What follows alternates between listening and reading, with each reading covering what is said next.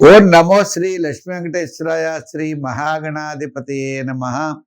సుబ్రహ్మణ్యాయ శేషాయ శాంతాయ శివమూర్తయే బ్రహ్మాండవాహ దేహాయ నాగరాజాయ తే నమః అన్నాం.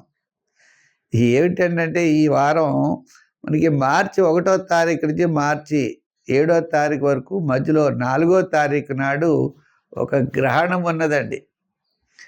ఈ గ్రహణం సింహరాశి వారికి అంటే పుబ్బా నక్షత్రంలో ఈ గ్రహణం పడుతోంది. చంద్రగ్రహణం 3:19 మధ్యాహ్నం ప్రారంభమవుతుంది. సాయంత్రం 6:42 వరకు ఉంటుంది. అయితే ఈ సమయం మనకి జపాలు తపస్సు చాలా ఎక్కువ చేసుకునే వాళ్ళు 3:19 స్నానం చేసి వాళ్ళు 4 గంటల పాటు కూర్చుని హాయిగా జపం చేసుకోవచ్చు. అంటే లలితా సహస్రం, విష్ణు సహస్రం, ఇలా ఆధ్యాత్మికమైన స్తోత్రాలు అన్నీ మనకు వచ్చినవన్నీ చదువుకోవచ్చు.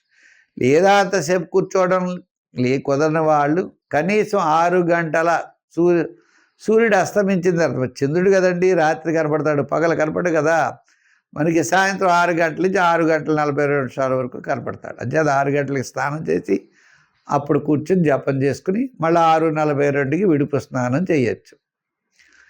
అయితే ఏదైనా గ్రహణానికి మనకు ముందరే బాల వయో వృద్ధులకి ఏదైనా స్వల్పమైన ఆహారం తినడం, మిగిలిన వాళ్ళకి గ్రహణం అయిన తర్వాత స్నానం చేసి వంట వండుకుని భోజనం చేయడం మంచిది.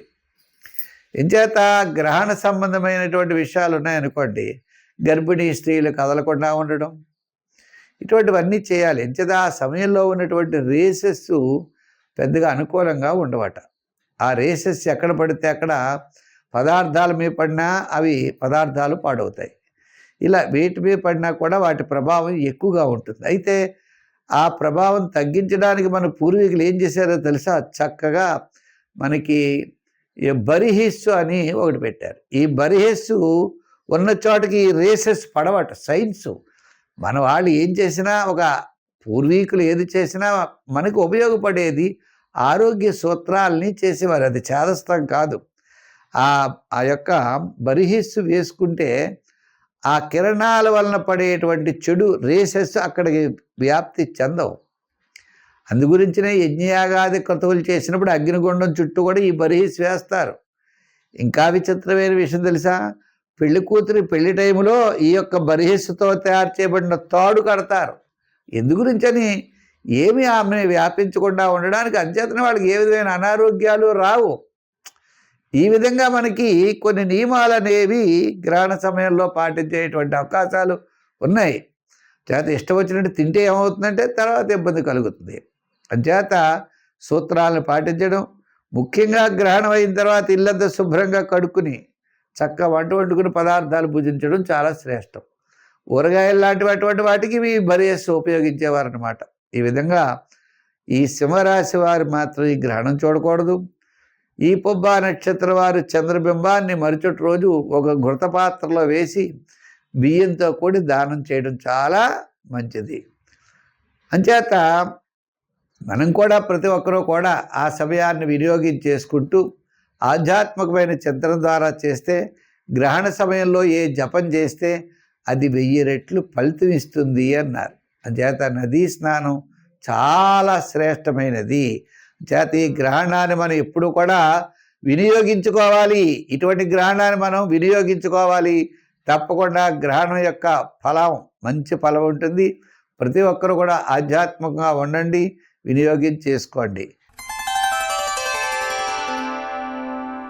మకర రాశి వారు, ఈ మకర రాశి వారి విషయానికి వచ్చినట్లయితే మరి తృతీయంలో శని, తృతీయంలో శుక్రుడు, శని ప్రభావం అయితే వీరు చాలా బ్రహ్మాండంగా కలిసి వస్తుంది. అలాగే ద్వితీయంలో ఉన్న బుధుడు కూడా క్యాలిక్యులేషన్ చాలా కరెక్ట్గా ఉంటాయి. అయితే చంద్రుడి యొక్క ప్రభావం అంటే చంద్రుడు సప్తమం, వార ప్రారంభంలో అనుకూలం, వారం మధ్యలో ఇండైజెషన్ ట్రబుల్స్, కాస్త స్వల్పమైన ఇబ్బందులు, వారాంతం పర్వాలేదు, అంటే పెద్దగా యోగదాయకం అంటే కాదు.